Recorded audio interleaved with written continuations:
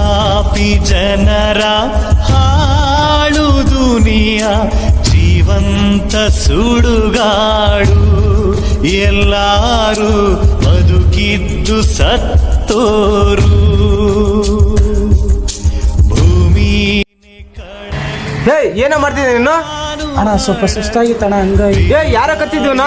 ಅಣ್ಣ ನಾನೇ ಅಣ್ಣ ಕರ್ಸಿದ್ದು. ಏನಾಯ್ತಣ್ಣ? ಒಂದ್ ತರ್ತಾನೆ ಕುಂದಿರ್ತಾನೆ.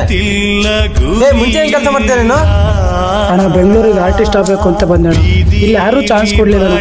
ಊಟಕ್ಕೂ ತೊಂದರೆ ಆಗೋಯ್ತಣ್ಣ, ಅದಕ್ಕೆ ಇಲ್ಲಿ ಬಂದ. ದಯವಿಟ್ಟು ಕ್ಷಮಿಸೋಣ, ಇನ್ನೊಂದ್ಸಲ ಮಾಡಿ.